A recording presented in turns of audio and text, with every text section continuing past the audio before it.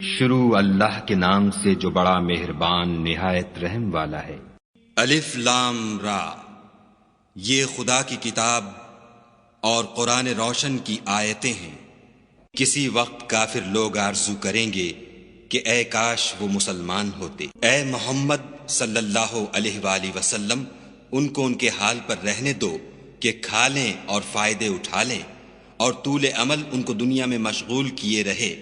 ان قریب ان کو اس کا انجام معلوم ہو جائے گا۔ اور ہم نے کوئی بستی ہلاک نہیں کی مگر اس کا وقت مرقوم و معین تھا۔ کوئی جماعت اپنی مدت وفات سے نہ آگے نکل سکتی ہے نہ پیچھے رہ سکتی ہے۔ اور کفار کہتے ہیں کہ اے شخص جس پر نصیحت کی کتاب نازل ہوئی ہے، تو دیوانہ ہے۔ اگر تو سچا ہے تو ہمارے پاس فرشتوں کو کیوں نہیں لے آتا؟ کہہ دو ہم فرشتوں کو نازل نہیں کیا کرتے مگر حق کے ساتھ، اور اس وقت ان کو مہلت نہیں ملتی۔ بے شک یہ کتاب نصیحت ہم ہی نے اتاری ہے اور ہم ہی اس کے نگہبان ہیں۔ اور ہم نے تم سے پہلے لوگوں میں بھی پیغمبر بھیجے تھے، اور ان کے پاس کوئی پیغمبر نہیں آتا تھا مگر وہ اس کے ساتھ استہزاء کرتے تھے۔ اس طرح ہم اس تکذیب و ضلال کو گناہ گاروں کے دلوں میں داخل کر دیتے ہیں، سو وہ اس پر ایمان نہیں لاتے، اور پہلوں کی روش بھی یہی رہی ہے۔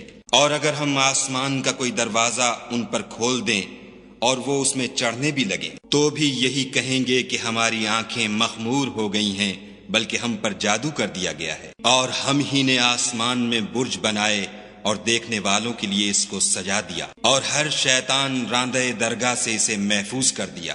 ہاں اگر کوئی چوری سے سننا چاہے تو چمکتا ہوا انگارہ اس کے پیچھے لپکتا ہے۔ اور زمین کو بھی ہم ہی نے پھیلایا اور اس پر پہاڑ بنا کر رکھ دیے، اور اس میں ہر ایک سنجیدہ چیز اگائی۔ اور ہم ہی نے تمہارے لیے اور ان لوگوں کے لیے جن کو تم روزی نہیں دیتے اس میں معاش کے سامان پیدا کیے۔ اور ہمارے ہاں ہر چیز کے خزانے ہیں، اور ہم ان کو بمقدار مناسب اتارتے رہتے ہیں۔ اور ہم ہی ہوائیں چلاتے ہیں جو بادلوں کے پانی سے بھری ہوئی ہوتی ہیں، اور ہم ہی آسمان سے مے برساتے ہیں، اور ہم ہی تم کو اس کا پانی پلاتے ہیں، اور تم تو اس کا خزانہ نہیں رکھتے۔ اور ہم ہی حیات بخشتے اور ہم ہی موت دیتے ہیں، اور ہم ہی سب کے وارث مالک ہیں۔ اور جو لوگ تم میں پہلے گزر چکے ہیں ہم کو معلوم ہیں، اور جو پیچھے آنے والے ہیں وہ بھی ہم کو معلوم ہیں۔ اور تمہارا پروردگار قیامت کے دن ان سب کو جمع کرے گا، وہ بڑا دانا اور خبردار ہے۔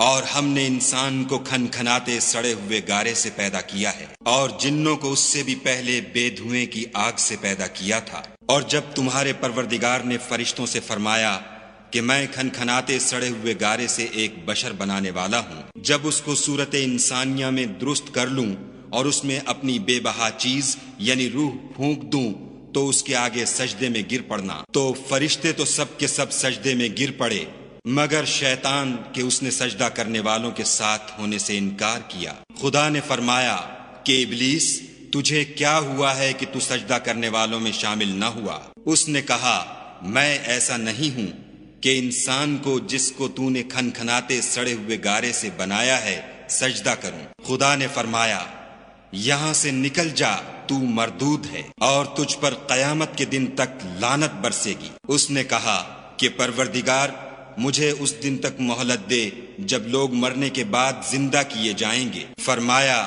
کہ تجھے مہلت دی جاتی ہے وقت مقرر یعنی قیامت کے دن تک۔ اس نے کہا کہ پروردگار جیسا تو نے مجھے رستے سے الگ کیا ہے میں بھی زمین میں لوگوں کے لیے گناہوں کو آراستہ کر دکھاؤں گا اور سب کو بہکاؤں گا۔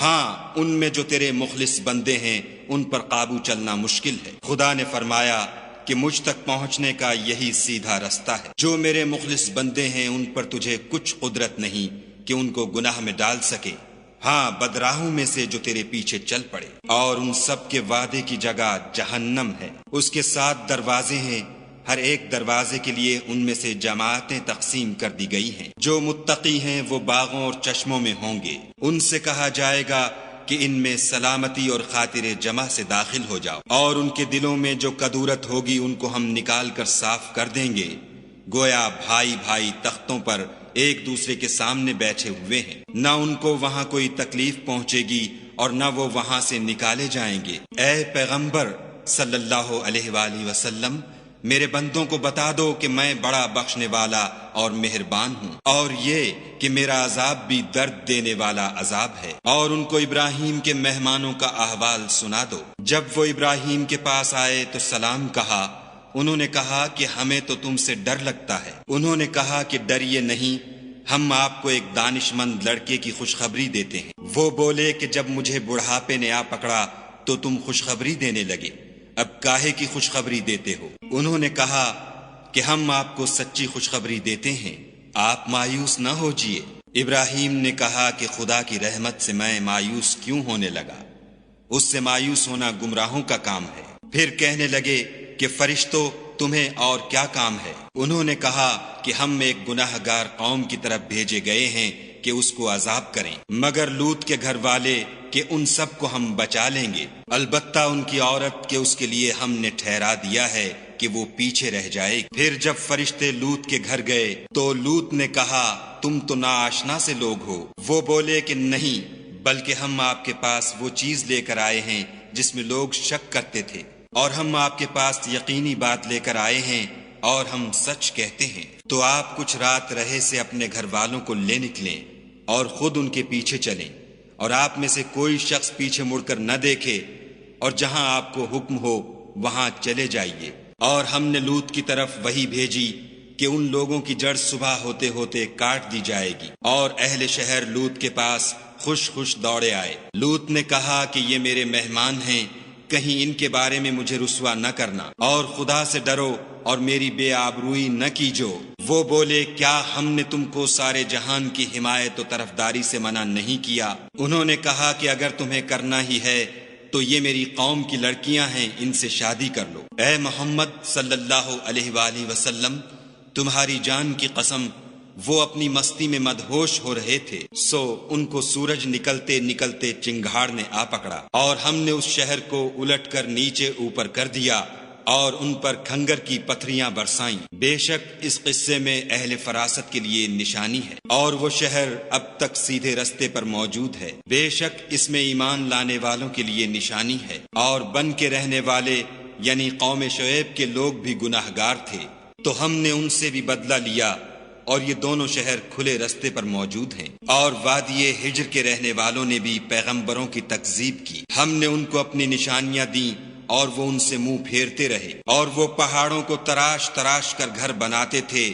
کہ امن و اطمینان سے رہیں گے، تو چیخ نے ان کو صبح ہوتے ہوتے آ پکڑا، اور جو کام وہ کرتے تھے وہ ان کے کچھ بھی کام نہ آئے۔ اور ہم نے آسمانوں اور زمین کو اور جو مخلوقات ان میں ہے اس کو تدبیر کے ساتھ پیدا کیا ہے، اور قیامت تو ضرور آ کر رہے گی، تو تم ان لوگوں سے اچھی طرح سے درگزر کرو۔ کچھ شک نہیں کہ تمہارا پروردگار ہی سب کچھ پیدا کرنے والا اور جاننے والا ہے۔ اور ہم نے تم کو 7 آیتیں جو نماز میں دہرا کر پڑھی جاتی ہیں، یعنی سورہ الحمد اور عظمت والا قرآن عطا فرمایا ہے، اور ہم نے کفار کی کئی جماعتوں کو جو فوائد دنیاوی سے متمتع کیا ہے، تم ان کی طرف رغبت سے آنکھ اٹھا کر نہ دیکھنا اور نہ ان کے حال پر تعسف کرنا، اور مومنوں سے خاطر اور تواضع سے پیش آنا، اور کہہ دو کہ میں تو اعلانیہ ڈر سنانے والا ہوں، اور ہم ان کفار پر اسی طرح عذاب نازل کریں گے جس طرح ان لوگوں پر نازل کیا